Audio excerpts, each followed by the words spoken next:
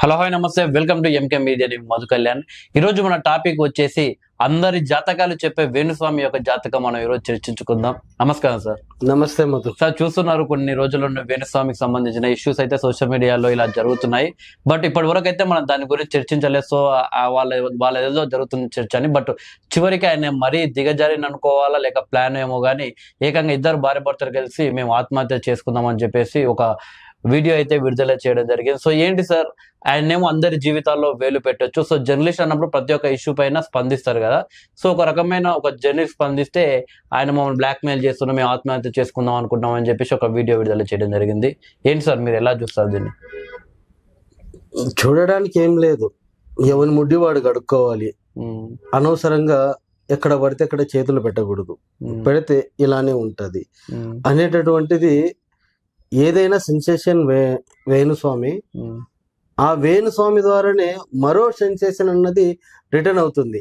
ఆయనలాగా వేరే వాళ్ళ జీవితాలలోకి చేయి పెడితే ఏ విధంగా ఉంటుందో ఈరోజు ఆయన మాటల ద్వారానే మేము ఆత్మహత్య చేసుకుంటే దానికి కారణం ఈ జర్నలిస్టే అన్నటువంటి స్టేట్మెంట్ ఇవ్వడం జరిగింది. అందరికి చూసే వాళ్ళకి ఎట్లా ఉంటది అంటే గనక కరెక్టే, ఆయనను వేరే వాళ్ళు చాలా మంది విమర్శిస్తుంటారు. అదిలో కూడా 200% కరెక్ట్.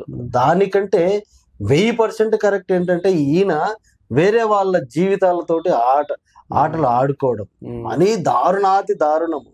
పెళ్ళైన రోజే వాళ్ళు విడిపోతారు అని చెప్పేసి అది చాలా అంటే చాలా మనము తీసుకోకూడదు. యాక్చువల్లీ ఏదైనా ఒక యాజ్ ఎ స్పిరిచువలిస్ట్, మనం యాజ్ ఎ స్పిరిచువలిస్ట్ గా నేను చెప్పేది ఏంటంటే గనక మనం ఏ పని చేసినా కూడా లోక కళ్యాణం కోసం మాత్రమే చెయ్యాలి. అంతకు తప్పితే గనక వేరేది చేయకూడదు. మనం ఎంతసేపు ఉన్నా ఒకడు చెడు దారిలో పోతా ఉంటే మంచి దారిలో పొమ్మని చెప్పేంత వరకు మాత్రమే మనకి రైట్ ఉంటది. కానీ నువ్వు అదే చెయ్యాలి అనడం మాత్రం కరెక్ట్ కాదు.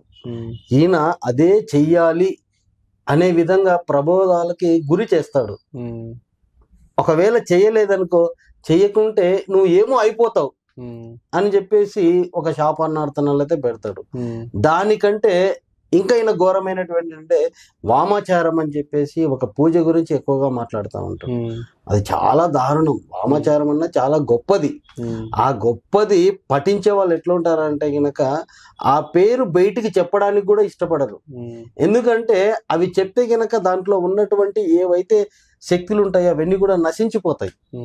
ఆ పవర్స్ రావు. అదే పడ్డది అంటే ఏదైతే ప్రకృతిలో ఉన్నటువంటి శక్తులను మనము తీసుకుంటామో ఆ తీసుకున్న దాంట్లో బయటి ప్రపంచానికి బాగు కోసమే ఉపయోగించాలి. కానీ ఇట్లా వేరే వాళ్ళను భయభ్రాంతులకు చేసి ఉపయోగించడానికి ఎవరికి రైట్ లేదు. అందుకే ఆ కర్మ అన్నది ఇప్పుడు అనుభవిస్తా ఉన్నాడు.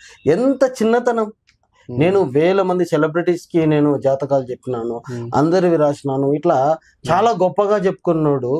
ఎప్పుడు మీడియా ముందుకు రానటువంటి తన భార్యను అడ్డు పెట్టుకొని ఆ వెనక కూర్చొని ఆమెతో ఆ స్టేట్మెంట్లు ఇప్పించడము అంటే ఇంకా సచ్చడంతో సమానమే. చావాల్సిన అవసరం లేదు. ఈ రోజు ఆ వీడియో రిలీజ్ చేసినారు అంటే ఆల్మోస్ట్ చనిపోయినంత పనే. తనలో ఉన్నటువంటి ఏవైతే నాలెడ్జ్ ఏవైతే ఉందో అది మొత్తం చచ్చిపోయింది. దానికి ఇంకా వాల్యూ ఉండదు. రేపొద్దున ఎవరికి ఏ జాతకాలు చెప్పాలన్నా కూడా వాల్యూ లేదు. ఎందుకంటే ఆడవాళ్ళను ముందు పెట్టుకొని వెనక కూర్చొని వాళ్ళ ద్వారా బయట ప్రపంచాన్ని కూడా భయపెట్టాడు. నేను చచ్చిపోతున్నా అంటే వేరే వాళ్ళకి ఆ రాగానే మొగుడు పక్కన ఉండగానే ఈయనను వదిలిపెడితే నీవు బాగుపడతావు, నువ్వు పెద్ద సెలబ్రిటీ అయితే ఎవరికి ఎన్ని కోట్లు సంపాదిస్తావని వేరే వాళ్ళకి చెప్తాడంట. మొగుడిని వదిలిపెడితే కోట్లు సంపాదిస్తావు. కోట్లు సంపాదించుకొని ఏం చేయాలి? ఎవడైనా 3 పూట్ల తినాల్సిందే కదా. అది కాదు. ఏదైనా సంస్కారం అంటే డబ్బు ఉన్నా లేకున్నా ఈ జన్మలో మీరిద్దరు కలిసి ఉన్నారు. ఏమన్నా మనస్పర్ధలు ఉంటే కనుక వాటిని సరి చేసుకొని ప్రపంచంలో లేని విధంగా మీరు ఆనందంగా ఉండాలని చెప్పాలే కానీ ఈ రకమైనటువంటి స్టేట్మెంట్లు అయితే కూడా ఇవ్వకూడదు. అంటే ప్రతి ఒక్క సమస్యకు ఒక పరిష్కారం అయితే ఉంటుంది కదా కలిసి ఉండడానికి. అవును, అవి చెప్పాలి కానీ ఇలా విడిపోండి అని చెప్పడం కరెక్ట్ అనేది కాదు.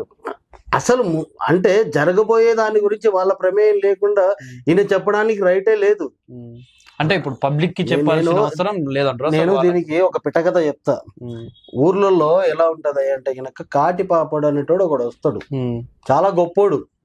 అంటే వాళ్ళు ఎలా ఉంటారంటే గనక శ్మశానంలో అంత అంటే శ్మశానంలోనే వాళ్ళ డ్రెస్ మార్చుకొని మెడలు అన్ని కపాలాలు వేసుకొని 3:30కు వేకుజావులని వచ్చి అందరికి వాళ్ళకి కావాల్సిన భిక్ష అడుక్కుంటూ పోతాడు. కొంతమంది మోసగాళ్ళు నిజమైన వాళ్ళు కాదు, మోసగాళ్ళు ఎట్లా ఉంటారంటే ఇలానే కడుపు కూటి కోసము వస్తాడు.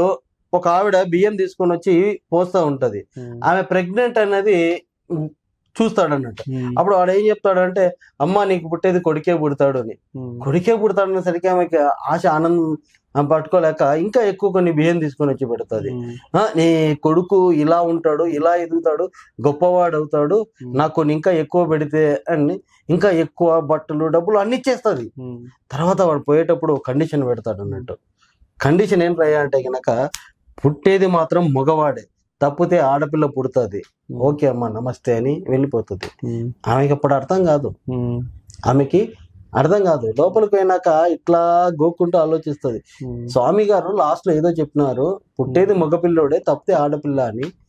మళ్ళీ మగపిల్లోడు కాకుండా ఆడపిల్లనే కదా పుట్టేది, ఇంకెవరు పుడతారు అన్నటువంటిది. సో ఇక్కడ కూడా మన వేణుస్వామిది కూడా అట్లనే ఉంటది, అయితే ఇది అవుతుంది, లేకుంటే ఇది అవుతుంది అన్నటువంటిదే చెప్పడం జరిగింది.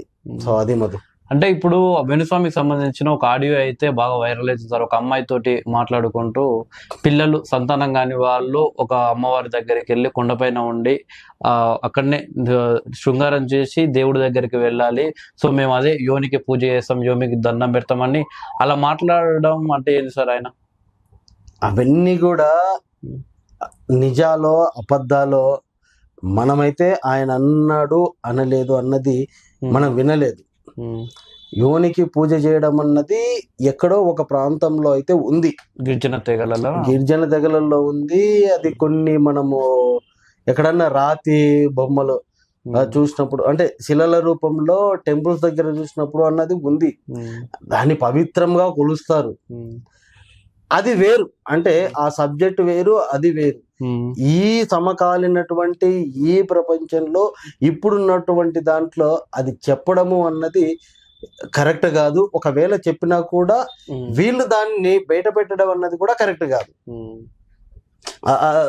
అది అన్నెసెసరీ టాపిక్ ను బయటికి తీసుకొని వచ్చినారు. ఇవన్నీ ప్రకృతి యొక్క ధర్మాలకు విరుద్ధంగా మాట్లాడుకోవడం అన్నది ఉంటది.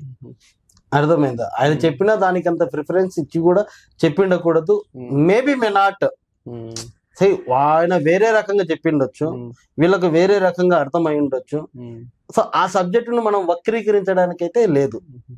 సో అది నా ఒపీనియన్. సార్ ఇప్పుడు ఎవరైనా సరే పూజారులైనా సరే, జ్యోతిషులైనా సరే కానీ వాళ్ళ దగ్గరికి, ఆఖరికి డాక్టర్స్ అయినా సరే వాళ్ళ దగ్గరికి ఏ వ్యక్తి వెళ్ళినా సరే కానీ వాళ్ళపైన నమ్మకంతో వెళ్తారు. సో అది కేవలం వాళ్ళిద్దరి మధ్య, వాళ్ళకి సంబంధించిన వ్యక్తుల మధ్య ఉంటది. కానీ అలాంటిది వేణుస్వామి ప్రతి ఒక్క హీరోయిన్ గురించి, హీరోల గురించి పబ్లిక్ ఇష్యూ చేసి పబ్లిక్ కి చెప్పడం అనేది కరెక్టా సార్? అట్లా రాంగ్. అదే నేను చెప్పాను కదా ముందర, నీ దగ్గర శక్తులు ఉంటాయి కనుక అది లోక కళ్యాణ కోసం ఉపయోగించాలి, కానీ వాళ్ళ పర్సనల్ విషయాల్లోకి పోయి చెప్పకూడదు.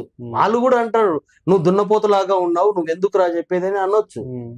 ప్రతి ఒక్క కామన్ మ్యాన్ కూడా ఆయనని ఇప్పుడు తిట్టొచ్చు, బాడీ షేమింగ్ చేయొచ్చు, ఏమైనా చెయ్యొచ్చు. Option is there. అంటే ఈయన వేరే వాళ్ళ జీవితంలో అనవసరంగా చేయబెడుతున్నాడు కాబట్టి వేరే వాళ్ళు కూడా ఈయనను ఇష్టం వచ్చినట్టు తిట్టడానికి ఎవరికైనా రైట్ ఉంటది, ఏమైనా మాట్లాడొచ్చు. సో ఈయన ఏంటయ్యా అంటే కనుక భయపెడుతున్నాడు కదా, నన్ను ఎవడన్నా ఏమనంటే నాశనం అయిపోతాడు, సర్వనాశనం అయిపోతాడు అని చెప్పేసి ఒక భయాన్ని అయితే ముందే సృష్టిస్తాం. నేను వామాచార పూజలు చేస్తూ ఉన్నాను, నాకు అన్ని శక్తులు ఉంటాయి, ఇవన్నీ. సో ఎన్ని శక్తులు ఉన్నా ఏమి ఉన్నా కూడా తనకు ఆపోజిట్ లో ఉన్నవాడు ఎటువంటి వాడు అన్న దాని మీద బట్టే ఆయన చెప్పేటివి వాళ్ళ మీద పడతాయి. వేణుస్వామి తిట్టినాడు, అయ్యో నేనేమో అయిపోతానంటే అయిపోతారు, బాధపడతారు, కొంచెం ఏదన్నా జరుగుతుంది. ఆ వేణుస్వామి తిట్టినప్పుడు ఆయన కంటే ఎక్కువ పవర్స్ నాకు ఉన్నాయి, వాడు అన్నంత మాత్రాన నాకు పోతాయి అని ఎవరన్నా అనుకున్నారంటే ఏమి కావు. అంతెందుకు అబ్బా, అందరి జాతకాలు చెప్పే ఆయన పెళ్ళాన్ని ముందర పెట్టుకొని, భార్యను ముందర పెట్టుకొని మేము ఆత్మహత్య చేసుకుంటున్నాము అంటే గనక ఆయన జాతకంలో చనిపోతాడు అనేటటువంటి ఉంది అనేనా ఇప్పుడు మనకు మెసేజ్ ఇస్తా ఉన్నది, అంతే కదా. సో అది సార్ ఇప్పుడు వేణుస్వామి ఇప్పటి వరకు చాలా యొక్క టాపిక్స్ లో వేలు పెట్టింది కదా సార్. ఇప్పుడు మొన్న జరిగిన అత్యంత పవర్ఫుల్ ఏపీ పాలిటిక్స్ లో పెట్టి, అంతకుముందు తెలంగాణ పాలిటిక్స్ లో కావచ్చు, ఇలా చాలా చోట్ల వేలు పెట్టినా కానీ ఈయనకు ఇంత బలమైన ఎఫెక్ట్ మాత్రం ఎక్కడ పడలేదు సార్. సో ఎందుకు ఇది మన నాగ చైతన్య శోభిత వివాహంలో వేలు పెట్టినందుకు ఇంత ఎఫెక్ట్ అంటే ఎవరైనా కూడా టైం కోసం వెయిట్ చేస్తా ఉంటారు చాలా. అంటే ఈ మ్యారేజ్ వ్యవస్థ అన్నది ప్రతి ఒక్కడికి కూడా పర్సనల్. ఇప్పుడు రేపొద్దున నాకు మ్యారేజ్ అవుతుంది, లేకపోతే నీకు మ్యారేజ్ అవుతుంది, ఇంకొకరు మ్యారేజ్ అయి ఉంటుంది. వాళ్ళ జరగబోయే జీవితం గురించి ఏదన్నా మంచి చెప్పాలి కానీ చెడు చెప్పడానికి ఎవడిచ్చినారు రైట్ నీకు? అది కూడా ఒక ఇద్దరు వ్యక్తులు కలుస్తున్నట్టునే మన సంస్కృతిలో హిందూ సంప్రదాయంలోనే వేద మంత్రాల ద్వారా వాళ్ళకి పూర్వజన్మ సుకృతం ఉంటేనే వాళ్ళు ఈ జన్మలో భార్యాభర్తలు అవుతారు అన్నటువంటిది ఒకటి ఉన్నప్పుడు, ఒకవేళ వాళ్ళు విడిపోవాలనుకుంటే వాళ్ళ కారణాలు వాళ్ళకు ఉంటాయి, వాళ్ళ ఇది వాళ్ళకు ఉంటుంది, అది ఫ్యూచర్ లో జరిగేది. అంటే ఇప్పుడు ఈయన జాతకం చెప్పినాడు, బాగానే ఉంది, జాతకం చెప్పినాడని ఇద్దరు ఫస్ట్ నైట్ చేసుకోకూడదు, సెకండ్ నైట్ చేసుకోకూడదు, హనీమూన్ పోకూడదు, ఎక్కడ పోకూడదు, ఎందుకంటే ఫ్యూచర్ లో మనం ఎట్లా విడిపోతాం కదా అని చెప్పేసి ఇప్పుడు కలిసి ఉండకూడదు. అంటే ఆయన చెప్పేది భయపెట్టేది. సో వేణుస్వామి చెప్పేది ఇంకా నడుస్తుంది కాబట్టి మనం కాపురం చేసుకోకూడదు, ఏం చేసుకోకూడదు. ఎంత దారుణమైన స్థితి ఇది. చెప్పేది ఉంటే గనక ఓకే, కొన్ని ఏమైనా రావచ్చు, కొంచెం జాగ్రత్తగా ఉండి సరి చేసుకుంటే బాగుంటది అన్నటువంటి చెప్తే గనక సరిపోతుంది. ఈ భూ ప్రపంచంలో మనిషి ఏదైనా క్రియేట్ చేసుకోగల శక్తి వాడికి అంతర్గతంగా ఉంటుంది, ఇది నిజం. అంతే, నేను చెయ్యగలను, నేర్చుకోగలను అన్నటువంటి ఒక తాపత్రయం ఉంటే చాలు. వేణుస్వామి కాదు, ఎవరు చెప్పినా కూడా మారదు. అదే వేణుస్వామి చెప్పమను, ఎవడన్నా పుట్టినోడికి చావు ఉండదని వేణుస్వామి చెప్పమని చెప్పు. ఆయన ఎప్పుడు పోతాడో చెప్పినా చాలు సార్, క్లారిటీగా. మామూలు అదే చెప్తున్నా, ఏ ఏజ్ లో పోతాడు అన్నటువంటి రైట్, అంతే కదా, చెప్పాలి కదా. ఇప్పుడు ప్రతి ఒక్కడు చావు ఎవరికి లేదని చెప్పండి ఆయన జాతకాలు ఉంటాయి కనుక చెప్పలేడు. పుట్టుక చావు అన్నది మనం రాసుకొని వచ్చినది, లేకుంటే ప్రకృతి నియమంలో అది ఒకటి, ప్రకృతి ధర్మంలో అది ఒకటి, అంతే. దాన్ని ఎవడేం మార్చలేరు, అంతే. లైఫ్ కూడా అంతే. సో ఇలాంటి రోడ్ల మీద ఉన్న పిచ్చోళ్ళు చాలా మంది ఉంటారు. తప్పేలేదు, బ్రతకడానికి కూటి కోసం కోటి విద్యలు ఎన్నైనా వేసుకోవచ్చు. అందులో ఒక్కొక్కడి విద్య ఒక్కొక్కలాగా ఉంటది. ఒకడు మనుషులను మోసం చేస్తూ ఉంటాడు, ఒకడు ప్రకృతిని మోసం చేస్తూ ఉంటాడు, ఒకడు ఇంకొక దాన్ని మోసం చేస్తూ ఉంటాడు. ఎన్ని మోసాలైనా చేయొచ్చు, కానీ ఎదుటి వ్యక్తి మీద ఉన్నటువంటి ఒక బరువు బాధ్యతలను ఈడు మాట్లాడడానికి రైట్ లేనే లేదు, అంతే. సార్ ఇప్పుడు ఈయన గురించి అందరికి తెలిసిందే సార్. సో కామన్ మ్యాన్ కావచ్చు, సెలబ్రిటీలు కావచ్చు, చాలా మంది అయితే ఈయన తిడుతున్నారు కూడా ఇప్పుడు ఈ మధ్యన. సో అయినా కానీ ఎందుకు సార్ చాలా మంది సెలబ్రిటీలు మళ్ళీ తిరిగి ఆయన దగ్గరికే వెళ్తారు? సో రైట్, మరి ఆయన దగ్గరికే వెళ్తున్నాడంటే కనుక ప్రతి ఒక్కరికి కూడా, నీకు గాని నాకు గాని ఎవరికైనా కూడా మన హిందూ సంప్రదాయంలో ఏంటి అంటే కనుక భక్తి అన్నది ఒకటి ముఖ్యంగా ఉంటది. అట్ ద సేమ్ టైము ఆ డబ్బున్నోడా డబ్బు లేనివాడా, ఒక సెలబ్రిటీనా ఇంకొకడ అన్నటువంటి తేడా లేకుండా బాధలు ఉంటాయి, భయం, అట్లే బాధలు ఉంటాయి, భయాలు ఉంటాయి, రోగాలు కూడా ఉంటాయి. సో అటువంటి అంటే ఈ సెలబ్రిటీస్ నువ్వు చెప్పే అనుకున్న వాళ్ళు కింది స్థాయి వాళ్ళ దగ్గరికి వెళ్ళలేరు. అంటే ఎవరైనా ఇప్పుడు అదే జ్యోతిష్యుడు లేకుంటే ఒక వైద్యుడు ఎవడో అన్ని తెలిసిన వాడు ఒక చిన్న హాస్పిటల్ పెట్టుకున్నారు అంటే ఆడికి వెళ్ళలేరు. ఎందుకు వెళ్ళలేరు అంటే కనుక అక్కడికి వెళ్తే కనుక సెక్యూరిటీ ప్రాబ్లమ్స్ వస్తాయి, చాలా వస్తాయి, నమ్మకం ఉండదు, ఏమైనా ఉండదు. వాడి దగ్గరకు పోతే వీళ్ళని చిన్న చూపు చూస్తారు. నువ్వు అంత చిన్న డాక్టర్ దగ్గరికి పోయినావా, అంత చిన్న వాళ్ళ దగ్గరికి పోయి నువ్వు సజెషన్లు తీసుకున్నావా అన్నటువంటిది. సో ఒక సెలబ్రిటీ పోయి నేను బాగుపడ్డాను వాళ్ళ దగ్గరికి పోయి అని అనగానే అందరూ కూడా వరుసగట్టి ఆయన దగ్గరికే వెళ్తారు. అందుకు అది అంతే, వాళ్ళ ప్రెస్టేజ్ ఇష్యూ కాబట్టి ఇది చాలా గొప్పోడు, ఈయన దగ్గరికి పోతేనే అవుతుంది అన్నటువంటిది, దానికోసమే అవుతారు. ఆయన కంటే బోలెడు మంది ఉన్నారు, బొచ్చడు మంది ఉన్నారు సాధకులు. ధ్యానం చేస్తారు, యోగాలు చేస్తారు, కఠోరమైనటువంటి తపస్సు చేస్తారు. మన కంటికి కనపడకుండానే మురికి వాళ్ళలో అక్కడక్కడ తిరుగు అవధూతలు చాలా మంది ఉన్నారు. నాంపల్లి బాబా అని మనం ఉన్నప్పుడే ఉండే, ఆయన దిగంబరులా ఉంటాడు. ఆయన దగ్గరకు ఏం చేయాల్సిన అవసరం లేదు. నమస్కారం పెట్టి కొద్దిసేపు అక్కడ కూర్చొని మనశ్శాంతిగా కూర్చుంటే ఒక మనసులో ఉన్నటువంటి భారం అయితే దిగిపోయేది. ఇలాంటి వాళ్ళు చాలా మంది ఉన్నారు. వాళ్ళు పైసా తీసుకోరు, తీసుకుంటే ఒక బీడి కట్ట తీసుకొని పంపించేవాళ్ళు ఉన్నాయి, అన్నీ ఉన్నాయి. కానీ ఇలాంటి వాళ్ళు ప్రపంచంలో చాలా చాలా తక్కువ తక్కువ తక్కువ తక్కువ మోసాలు పాల్పడుతున్న వాళ్ళు ఉన్నది. సార్ ఇప్పుడు ఇలాంటి వ్యక్తుల వల్ల నిజంగా మీరు చెప్పిన అలాంటి గొప్ప గొప్ప వాళ్ళకు కూడా మరకలు అంటే ప్రమాదం ఉండదా సార్? 100% మరకలు అంటుతాయి. ఒకప్పుడు అయితే గనక ఇలాంటి వ్యక్తి దగ్గరికి పోయినామనే సిగ్గుతో చచ్చిపోయేటోళ్ళు. ఇప్పుడు ఏంటంటే హైటెక్ యుగం కాబట్టి ఒకటి సింపుల్ పడేస్తారు. వాళ్ళే మీడియా ముందుకు వచ్చి మాకు ఏమి తెలియదు, వేరే వాళ్ళు రెఫర్ చేసినారు కాబట్టి మేము వేణుస్వామి దగ్గరికి పోయినాము, ఆయన నిజ స్వరూపం ఇప్పుడు తెలిసింది కాబట్టి ఈ రోజు నుంచి మేము ఆయన దగ్గరికి పోము, నమస్కారం, అంతే. ఒకప్పుడు రిగ్రెట్ ఉండేది, ఇప్పుడు ఉండదు. జస్ట్ సారీ చెప్పేసి వెళ్ళిపోతారు, అంతే.